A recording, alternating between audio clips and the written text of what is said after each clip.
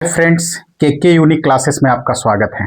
आज हम ट्रायंगल का बहुत ही इम्पॉर्टेंट रिजल्ट यानी थेल्स थ्योरम लेके आए हैं।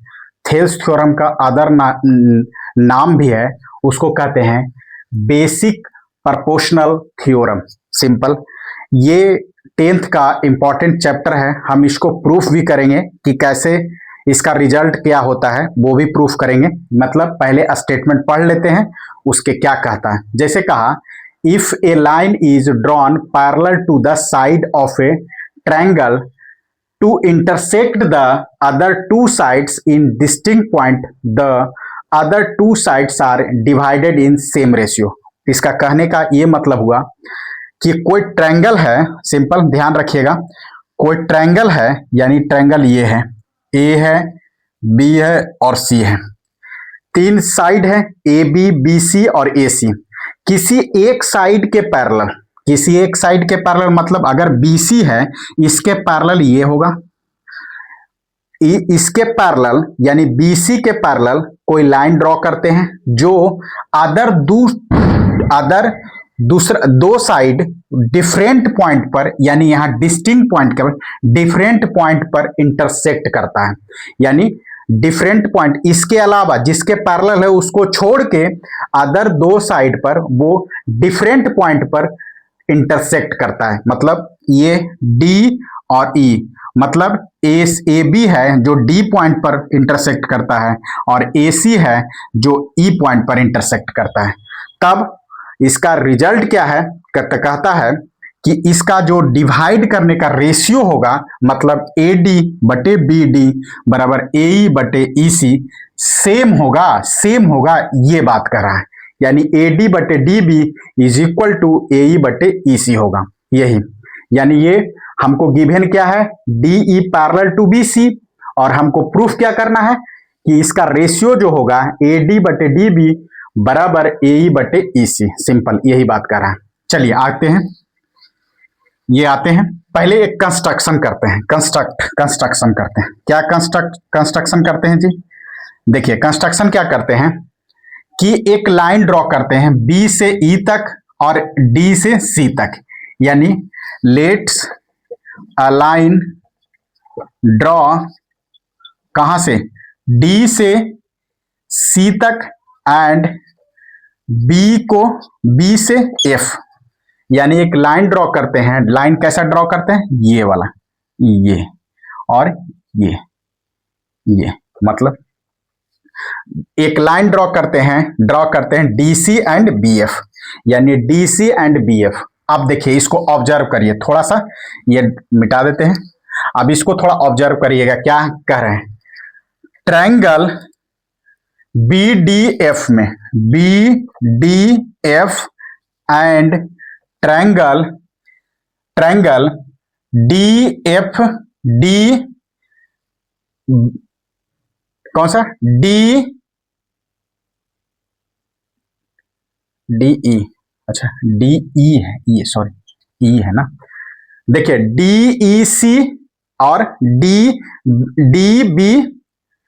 B D E. देखिए B D E and B D E and D E C, देखिए हम एक 9th का इंपॉर्टेंट रिजल्ट बताते हैं कि अगर एक दो ट्रायंगल है, यानी दो ट्रायंगल बी डी ई और B E C are same base का मतलब ये है बेस सेम है, बीई बेस है, तब and parallel to the same parallel line, parallel between same parallel line का मतलब बीई और बीसी। यानी कहने का ये मतलब हुआ कि अगर हम कहते हैं कि बी डी ई और डी ई सी का एरिया बराबर होगा। कैसे बराबर होगा, एक रिजल्ट है, थोड़ा ध्यान रखिएगा। रिजल्ट क्या है कि अगर हम कोई भी ट्रायंगल के मतलब है कि ये ट्रायंगल है आर सेम बेस, कौन सा बेस, DE and between the same parallel line यानी DE and BC यही कह रहा है कि ए ट्रायंगल और a triangle are same base line का मतलब ये वाला है। तब हम क्या कह सकते हैं कि एरिया इसको स्मॉल में लिखते हैं, एरिया किसका BDE is equal to area DEC होता है। कब सेम होता है?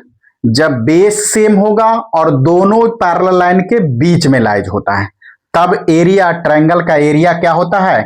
सेम होता है। यही चीज यहां भी लिखा हुआ है, यही चीज ये भी लिख दी। सिंपल। देखिए अगर थोड़ा छोटा है तो इसको हम बड़ा में फॉर्म में लिख दिए। ठीक है, चलिए, यानी एक रिजल्ट हम क्या किए, एक रिजल्ट याद रखें। एक रिजल्ट क्या है? यानी एरिया कौन सा BDE is equal to area कौन सा DEC। इसको थोड़ा याद रखिएगा, DEC ये वाला, यानी इसको हम फर्स्ट मान लेते हैं। देखिए रिजल्ट हम यहां लिख रहे हैं। अब देखिए इसका, अब दूसरा, इसको दूसरा देखिए क्या है। अब हम कह रहे हैं कि इसको एक लाइन ड्रॉ करते हैं, परपेंडिकुलर लाइन। कौन सा? इसको अगर हम N बोल रहे हैं, यानी let's a line draw NE perpendicular to AD। तो एरिया कैसे निकलेगा? कौन सा ट्रायंगल? ADE में, ट्रायंगल ADE में। तो एरिया बराबर क्या होगा? एरिया बराबर 1/2 बेस इंटू हाइट, यानी बेस बराबर AD इंटू EN, ये हो गया। फिर उसके बाद अगर ट्रायंगल इसकी बात करते हैं, ट्रायंगल इसकी बात करते हैं, कौन सा? BDE में, BDE में। तो इसका एरिया क्या होगा? एरिया बराबर 1/2 इंटू, देखिए कोई भी ट्रायंगल है, अगर ऐसे करके ट्रायंगल बना रहा है, ये ऐसे करके बना रहा है, तो इसका पैरेलल परपेंडिकुलर बाहर होगा। उसी प्रकार ये वाला जो है एरिया BDE, इसका परपेंडिकुलर EN है जो बाहर है। सिंपल। तो उसको यानी हम लिख सकते हैं BD इंटू NE, सिंपल, या EN। इसको यहां हो गया। अब देखिए ये, इसको अब हम डिवाइड करते हैं, ए वाला, यानी एरिया किसका लेते हैं? ADE बटे एरिया किसका? BDE बराबर, इसको थोड़ा छोटा कर लेते हैं, 1/2 इंटू AD इंटू EN बटे 1/2 BD इंटू EN। देखिए ये से ये कट गया, ये से ये कट गया, मतलब एक कंडीशन ये आ गया। कंडीशन क्या आ गया? इसको यहां लिखते हैं। कंडीशन क्या आ गया? यानी एरिया ADE बटे एरिया क्या आ गया? BDE बराबर क्या हो गया? AD बटे BD। इक्वेशन 2, इसको इक्वेशन 1, इसको इक्वेशन 2। सिंपल। अब इसको क्या किए? कुछ नहीं किए। पहला एरिया ADE लिए और दूसरा एरिया BDE लिए, दोनों को क्या किए? डिवाइड किए, जिसके कारण रिजल्ट ए आ गया। सिंपल। अब उसी प्रकार फिर से वही बात करेंगे उधर, यानी एक लाइन ऐसे करके ड्रा करेंगे जो परपेंडिकुलर होना चाहिए। अगर N है तो M ले लेते हैं, यानी DM परपेंडिकुलर टू क्या? Perpendicular to AE। तो ट्रायंगल कौन सा, ट्रायंगल ये लेते हैं ADE यानी AED। तो एरिया बराबर क्या हो गया, एरिया बराबर 1/2 बेस इंटू हाइट, तब बेस AE इंटू DM। दूसरा ट्रायंगल ये वाला DEC, DEC तो एरिया बराबर 1/2 EC इंटू ये भी इसका परपेंडिकुलर डिस्टेंस यानी हाइट आगे है, तो यानी हम लिख सकते हैं DM, सिंपल। अब इसको डिवाइड करते हैं, फिर यही डिवाइड करते हैं, तो एरिया किसका AED बटे एरिया किसका DEC बराबर 1/2 AE इंटू DM बटे 1/2 into EC into DM। Simple क्या हो गया, देखिए ये से ये कट गया और DM से DM कट गया, मतलब दूसरा एरिया जो आया वो कहाँ आया, यहां लिखते हैं। देखिए कुछ नहीं किए, अभी पहले NE को परपेंडिकुलर किए थे, अभी DM को परपेंडिकुलर AE लिए, DM परपेंडिकुलर टू AE। अब ट्रायंगल कौन सा ADE में एरिया निकाल दिए 1 बटे बेस इंटू परपेंडिकुलर हाइट, फिर उसके बाद DEC लिए, इसका base EC into perpendicular height DM, दोनों को डिवाइड किए, सिंपल। तो एरिया AED बटे एरिया DEC बराबर 1/2 AE DM, ये कट गया। अब यहां इसको हम थोड़ा लिख देते हैं, ये क्या लिखें, अब इसको थोड़ा ऊपर लिखते हैं, ऊपर इसको उस ऊपर लिखते हैं, ये दोनों को देखिए क्या लिखें, ये एरिया, एरिया कौन सा AED बटे एरिया कौन सा DEC बराबर कौन सा AE बटे EC, ये वाला हो गया, इसको इक्वेशन 3।